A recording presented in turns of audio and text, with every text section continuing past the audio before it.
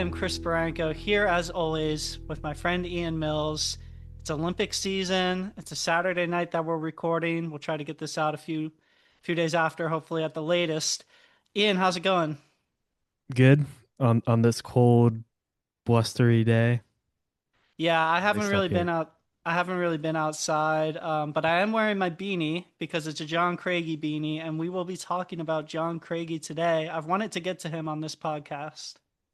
Yeah, so we're catching another new one. This album just came out yesterday as we're recording, came out Friday, February 6th.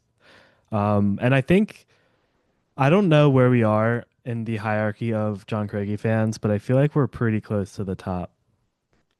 Yeah, I'd imagine he has like some super, super passionate fans who follow him around, but I think we're definitely close to the top. We've seen Craigie a few times, most recently this past, I want to say October in Annapolis, Maryland with Sierra Hall. That was a great show. We'll talk about John Craigie's live shows in just a moment. Um, anything to note off top about Craigie? Why don't you tell us a little bit about Um, him? well, I was gonna throw it to you first because you introduced me to him, and I don't remember how or when. I But do think you I remember when you got into Craigie? Yeah, I can't claim that I have this cool story. I was at a Jack Johnson concert and he was opening for Jack. Yeah. So that's when Yeah. Craigie really, I Well, that's think, what I was gonna say because I knew it was around that time, um, like 2017. right. Uh, as the story goes, Jack Johnson kind of gets a hold of one of his live albums that he released and really loves him, and then brings him on the 2017 tour to open. Um, and that's it sounds like a lot of people, including you, got on John Craigie as an artist. I don't know exactly when I came on. You introduced me if it was around that time or it was a little later. Um, but he's a 45-year-old. I always am amazed at how old he is. He always seems young. Singer-songwriter from Portland, but also maybe more known more known for being like Bay Area, California. He went to UC Santa Cruz. Has been an artist for many decades, but kind of came on most people's radar in 2017 when he was opening for Jack Johnson, and that's also when the my some of my favorite work from him, opening for Steinbeck, his live album also came out in 2017, and yeah, we've been fans ever since. Yeah, also in 2017, his album No Rain, No Rose came out, which has I Am California, which is probably his most popular song. And he also, I think Gregory Alan Isakov might be on that song. He is. Yeah. So that Mhm. also helped gain exposure. But yeah, Craigie's been around for a while performing. Um, these beats are silly. They're broken. So I have one ear on, one ear off. But Craigie's been around touring small venues, house concerts, campgrounds. He's truly a modern day troubadour, as they say. And as you said, his music has influences from the Bay Area, Portland, also all the way down to New Orleans. You can hear the different sounds of the different regions in his music. And I think a lot of that comes from touring. Fun fact, when he attended the UC Santa Cruz, he got a degree in mathematics, which isn't fair. You shouldn't be able to be skilled at math and skilled at something creative.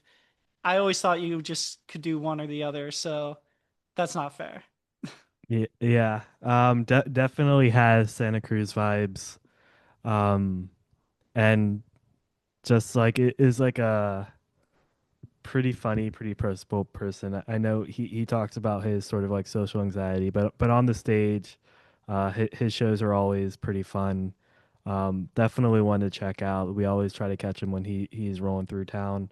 It's a little bit less frequent here on the East Coast, but um, that's something that I always wish he would release more live albums because I Yeah. guess we should just talk about it now that his live albums really go, or his live shows really go like alternate between doing little stand-up bits and playing some of his songs off of his albums. He's released three live albums that are a similar setup, along with his more kind of like canonical studio albums. Um, and yeah. He also has a couple Beatles live albums because he's done some Beatles specific tours where he's covering Beatles songs, and those are actually similar in setup as well, where he's doing little comedic Yeah, stand-up bits in between. What do you think about those? Have you listened to those? I have listened to them. I don't know where to include them. Not to say I was going to ignore them, but like, it kind of seems like maybe more specific John Craigie lore that he's like a huge Beatles fan and we're doing these like cover albums as well. Absolutely. He also does some songs in his live shows that I don't believe are on studio albums. Like Dissect the Bird, of course, is a great song that makes you laugh and cry at the same time, as it says in his bio. Some other songs that I really like from those live albums, Westbound Bart tells the story of going on like a metro train, and he ends up getting at the same stop off as this girl, and he talks about how he's not following her. They end up at the same bar. They do karaoke together. He does a Bob Dylan impression in the song and in the story. And it kind of comes full circle because he talks about how he lost his muse. She basically tells him, "Why don't you start writing again?" And then the first line of the song that he writes is the first line of Westbound Bart. So it's like a full circle kind of song. I don't know if I explained that well. Another song that I like, just to get through some of them, Mallory. That's off his newest, Just Kidding, Greatest Hits, No Hits album. Talks about how he played a show for two deaf girls who were sitting in the front row, and they were the only ones who were there at the show. And it's just a really cool story about the power of the music when obviously they couldn't hear the music, but they were there for him, and just a really cool story. And then last but not least, I Wrote Mr. Tambourine Man is a classic. That is off one of his albums, but he plays it a little differently live. And that song talks about how he ran into a guy in New Orleans who said he wrote the lyrics to Mr. Tambourine Man by Bob Dylan. So Craigie steals all the other stuff that he said and puts it into his song. Those are just a few of my favorite Craigie songs. Ian, what are some of your favorite Craigie songs that maybe I didn't mention to put you on the spot? I definitely like You're a big sorry. Resurrection Bay fan. Yeah, I was trying to think. Yeah, Resurrection Bay. I really like Westbound Bart as well. Hmm. Um, and then I'm trying to think. He's got a lot of songs, a I like big catalog. Helena. Yeah, I Yeah, was trying to Helena's pick great. one off not his live albums. Um, but yeah, let's get into this album a little bit. Yeah. Um, Absolutely. Well, just real quickly, because you mentioned Helena, that's off my favorite studio album of his, which is Mermaid Salt, I believe. Yeah. yeah. Um, and that's funny because yeah, let's get into this album. The first track actually has the word mermaid in it as well, but we'll get into that. This album is I Swam Here, which I believe is Craigie's 10th studio album. As you mentioned, he's been around for a little bit now. Hmm. The majority of I Swam Here was recorded in New Orleans in January of 2025, so about a year old to the date of release. And last thing I want to note before I turn it over to you is that Craigie said, and you probably found this as well, the majority of these songs were recorded on a nylon string guitar, which is a first for me. He says, similar to Bob Dylan's Blood on the Tracks, there are two separate recording sessions in two separate locations with different musicians. This is because after New Orleans, three of the 10 songs did not meet his vision. It's not realistic to get back to New Orleans, so they recorded it elsewhere. And he's trying to mix it in so that you don't notice. I can't really tell which ones were recorded where. I don't have that keen of an ear. Yeah, so it's really interesting how Craigie is sort of like a full singer-songwriter in that like he writes songs, he sings them, and then he plays acoustic guitar. And for his live albums and sorry, for his studio albums and for some parts of his tours, he'll like bring in another band. Um, like for his last studio album, Pagan Church, he brought in TK and the Holy Know Nothings to be sort of his band for the album. And this one, it's not actually credited that I could find yet, although it's still early from when it came out. But like with that, he recording in most of this in New Orleans. For I Swam Here, he played with a lot of members from the bands called the Delons, I think, for like drums and bass, pedal steel. And what I noticed on this album, kind of more so than his other albums where he was playing with a band, was that his guitar kind of like came and went. It might have to do with a nylon string. I didn't know that until just now. But I did notice that for a lot of them, it seemed like he was just singing, which is a departure from the norm for him, I think. Yeah, absolutely. And I love Craigie. I like his voice, but he's not really known for being a vocal first type musician. So to go in that direction is definitely interesting. It definitely has a different sound than the rest of his albums. I think each one of his albums actually has a little bit of a unique sound, and maybe that's because he's working with different musicians on each one. Um, but this album specifically is very warm and a little bit lo-fi Americana type vibe. It's got a fuzz in the background of a lot of the songs. Like it almost sounds like home recorded. When I first listened to it, I really there two like one broad aspect was the accompaniment of a lot of like harmonics. So we'll get into a little bit when we talk about the songs, but like the pedal steel with keyboard and like organ, um, it did give this like very like ambient vibe, and like very chill. I picked up on sort of like the bossa nova undertones and sort of like the uh that sort of style music. Yeah. And interesting fact, I thought the album art was really interesting. And this was, I found this mentioned by Arthur DeGrule on Americana Highways on his album review. Something I didn't know. The album art was painted by B. Shaw, um, with a lot of inspiration from Olga Albizayu, Albizu, sorry, It's okay. um, who did a lot of paintings for bossa nova albums, and is a Puerto Rican artist. So this feels like a very like intentional theme in the album. Yeah, that's so interesting. I wonder what the inspiration was behind that, why he chose that direction. I really like it. And yeah, that's kind of like what we were saying. Each album has a little bit of different vibe, and that's kind of the vibe for this one. We can get into the first song, which is Mermaid Weather. Funny enough, we were talking about the album Mermaid Salt, so a little bit of a continuation there. Um, you can hear the nylon string guitar plucking in this song. It's very chill, like the majority of the album. There's some dreamy piano overtones on it. And I really like the lyrics. These were what I found to be the most interesting from the song. She calls the sun our accidental God, created every life not knowing what it's done, and in the end, it will burn us all. Kind of a cool, I don't know, cool imagery there.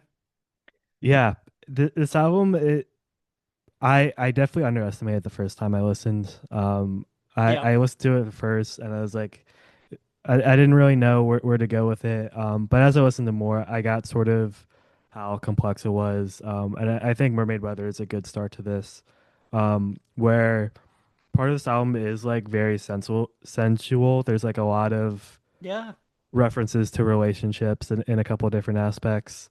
But there's also part of this album that's pretty dark, yeah. talking about like, and the end will burn us all. I don't know if I'm particularly sensitive to this right now. I'm reading a lot of Cormac McCarthy, so I'm used to sort of that kind of take on the world. Um, but yeah, like from someone who maybe is sometimes like a little depressing to have something like a little bit more uh aggressively doomer. I thought it is a departure from some of his previous songs. I would agree with that. Yeah, definitely dark themes, sensual themes throughout this album. They kind of go hand in hand in some of these songs that we'll talk about. Fire Season is a good second song. This is the most played song on the album on Spotify. This is one of the lead singles.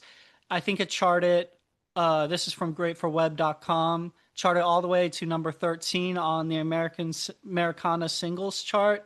May have gotten higher, but that's what they referenced.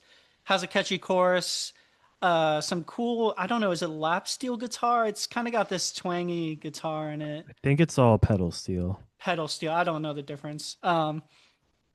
Yeah, so Fire Season's a good entry point to the album. What do you think about Fire Season? Yeah, so the first thing I really like the first line, you don't need Atlantic, you don't need Pacific, which I'm not doing justice. But I was like, whenever I would listen to the song, I'm like, this sounds really familiar. Like the way he drawled out Pacific, like the vowel in the A in Pacific, it reminded me of like a Charlie Crockett line. Like he sounded a lot like Charlie Crockett Hmm. for that line. It just occurred to me now. I was thinking about uh why was that sounding so familiar? It sounded like Charlie Crockett. Yeah, A lot of continuation of the themes from Mermaid Weather. right. Ends the song fire season, I'm feeling fire season, burn me alive, like last song talking about the sun. um I don't know, it feels like a lot pondering, like I'm one of those flowers that only blooms at night. um I'm only human, like it feels like more antagonistic than I'm used to from Craigie, or to himself, like directed at himself specifically. Yeah. Next song is Follow Your Whispers. Slows down the tempo a little bit, some ambiance to it. What'd you think about this song? Yeah, so this was one of the ones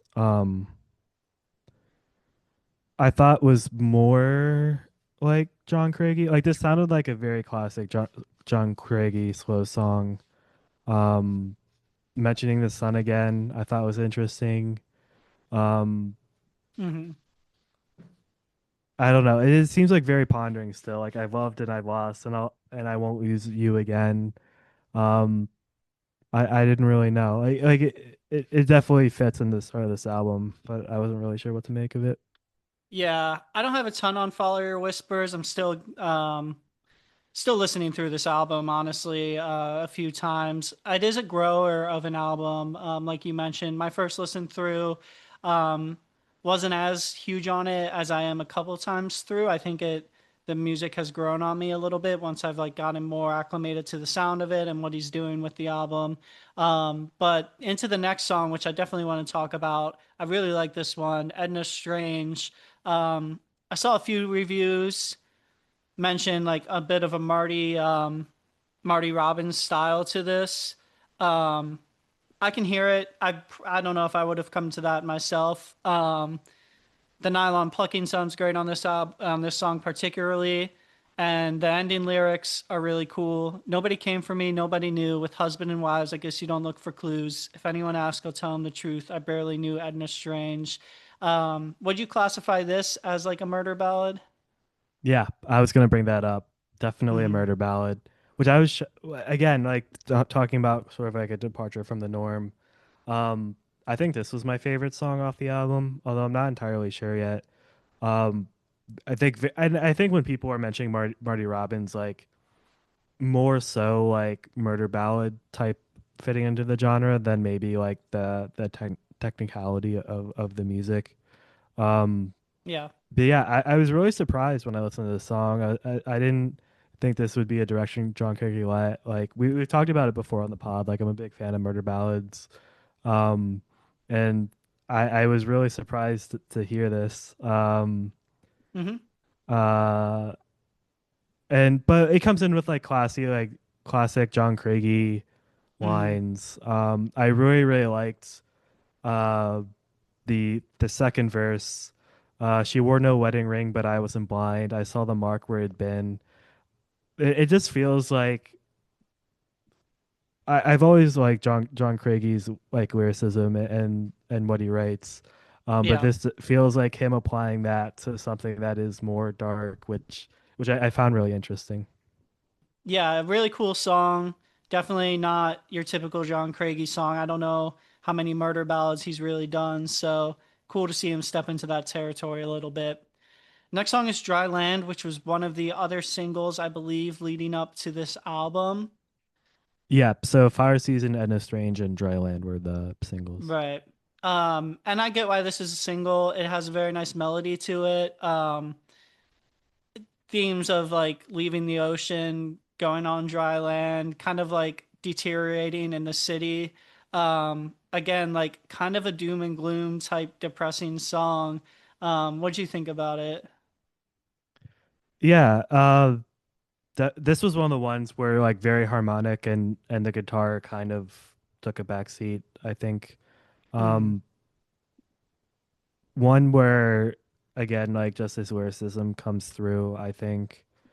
Uh, very dark, like you said. In the past, I was a sailor, sweet Mother Ocean. I failed her. I died alone inside her womb.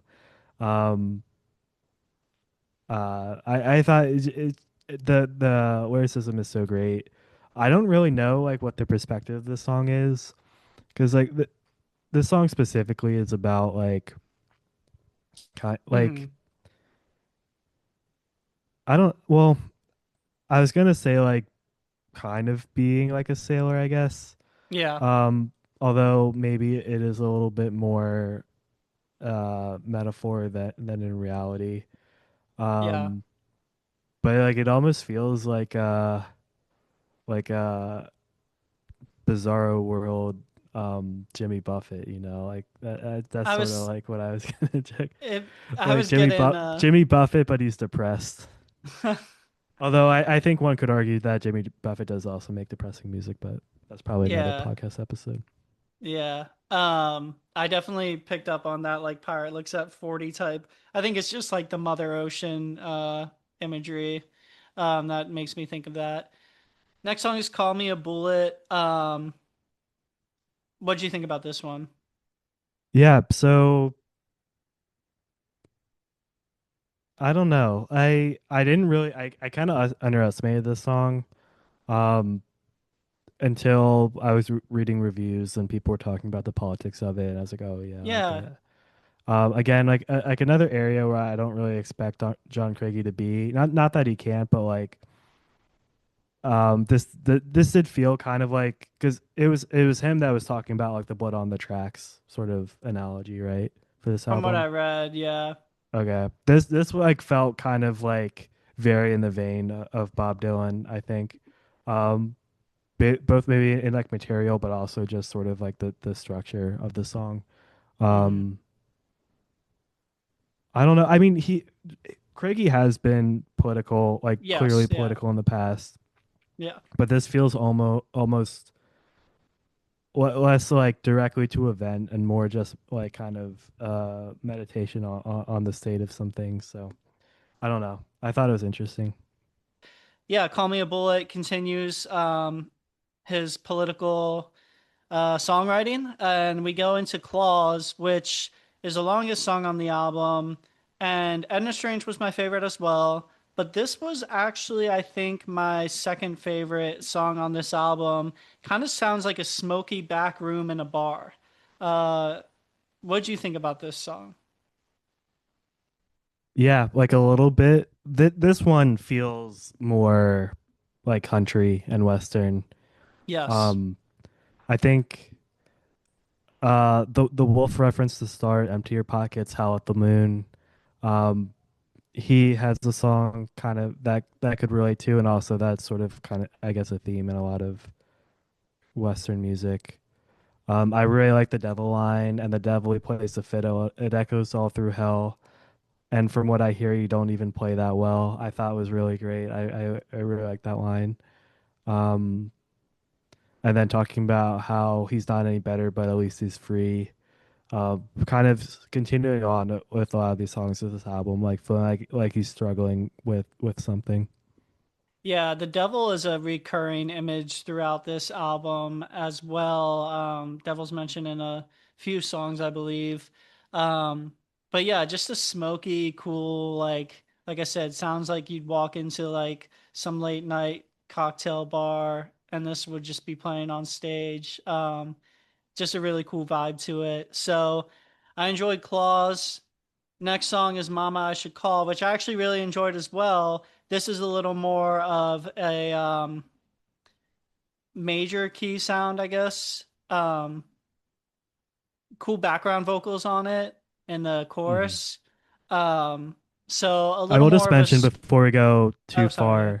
Yeah. far, Yeah. mentioning a devil and claws. That was the first mention. I was gonna bring it up later. Oh, so it's later that Yeah, it comes up. yeah. Okay. Um, but yeah, Mama I Should Call, cool song, kind of a swaying feel, a country feel to it. I don't have who the background singer is, but she sounds great on it. So I like this one a lot. Yeah. I think it might be Anna Moss. Might be. It's hard to. We gotta look up who these people are and like make sure they sound okay. Because like the I couldn't find any credits for the album on a song by song basis. Yeah, I that's I what I think it's was Anna looking Moss. for too. Um. Yeah. Like again, like really cool lyrics talking a lot about mortality and like he feels like this one feels more like his freedom is coming like it's pending. He talks about like he hears the reaper, but then folks will have a resurrection, like sort of like that's like kind of close in the future for him. um Hmm. but yeah, it feels like a very natural follow-up to maybe Call Me a Bullet, sort of talking about his parents um and sort of the mortality. Yeah. Well, not to keep you on the hot seat here, but tell me about I Remember Nothing because this is where the devil comes back up. So, were you just going to mention that it's a reoccurring image, or did you have anything? um Well, this one, like the devil gets set up, and this feels like more like in Claws, it was more of a reference. This it feels more central. I really liked. I don't know. John Craigie, I think is truly like one of my favorite American songwriters right now. And it feels like a lot of the lines on this album are very like on brand for him and also very good. I just really like the concept of um well, I bargained for another life, blew this one too many times. The devil got lazy, just made me forget everything all at once. Hmm. Um I wandered deep and wild, stupid as a child. Uh it's just such like a great premise for the song, um Hmm. and sort of like the non-linearity of it, of like the devil's trick was bringing my memories back, like the ones I asked to be forgotten. But at that point it barely even fazed me. It just felt like another lifetime ago, like someone else. Hmm. um Born on another man's lips, and I ain't no cover band. I don't know, I just truly in terms of turns of phrase, like there's few doing it as well as John Craigie, I think. Yeah. I think you read the whole lyrics to that song essentially. Almost did, yeah. Like none of these songs are particularly long. But I Yeah. think my point there, besides the fact that I like how it all works together, is bringing up the devil a couple songs ago, but this one felt like a little bit more central. Yeah. The last song on the album is Don't Let Me Run Away. And we get introduced to a new instrument on this song, which I don't believe has been on any of the other songs, and that's like a saxophone, if I'm not mistaken. Yeah, well, yeah. So it is like I think it might be a trumpet. I'm not sure. Okay. I was thinking more of like have I heard that before on a Craigie song? I feel like it must have happened before. Not to I'm contradict you, but I meant on this it album. oh, on this album for certain, yeah. I Mhm. was trying to go through all his albums in my head. I'm like, has there been? I feel like there has to have been at least once. But yeah, it felt very cool. You talked about kind of like barroom vibes previously. I felt like this Yes. one was very similar. Yeah, kind of a drifting song to kind of let you drift out of the album. Yeah, I enjoyed the album as a whole, and I'm excited to listen through a few more times and get a better feel for it. Yeah. I think that's where I land on the album too. This was one where I listened to the first time and I was like, I don't know. I was a little confused because I feel like it sounded like a little bit more monotonous and like not what I was expecting from a Craigie album. Yeah. But the more I'm listening to it, the more I kind of see what's underneath, and I like it a lot. I'm excited to listen to it a couple more times now, and it'll definitely be on rotation going forward. Definitely feel like it's a great addition to the John Craigie canon. Excited to see how he takes this. I believe he's been playing some of these songs live already. Certainly now he'd increase it, but I'm excited to see how it fits in with all the other songs he plays. Yeah, definitely. It's just so different from his last album that we were talking about, Pagan Church. Specifically, this feels more like Mermaid Salt than it does Pagan Church. Because Mermaid Salt kind of drifts in and out with some lonely vibes and some warm songs and some long ambient instrumental parts. And Pagan Church is more like foot on the pedal, like folk rock in a way. Hmm. So yeah, just definitely an interesting sound. Something I don't know. I would say something new, but it's still at the heart, like very John Craigie, like, but it is something a little bit of a departure, a little bit darker, as we said. So thanks for tuning in to this episode about John Craigie and his new album, I Swam Here. We appreciate it. Let us know what you think about the album in the comments. And if you've seen John Craigie live, let us know. And let us know what your favorite song is by him as well. Yeah. See you next time. Oh, before we close out, Ian, who you got in the Super Bowl? Seahawks. Yeah, that's who I want to win. I'm not sure if they will, but I think the Patriots haven't looked great in the Yeah, postseason. and we got to root for our old friend Mike McDonald as well. True, that's a good point. All right, you heard it here. Seahawks from both of us. Take care, and we'll see you next time on Old Moon Radio.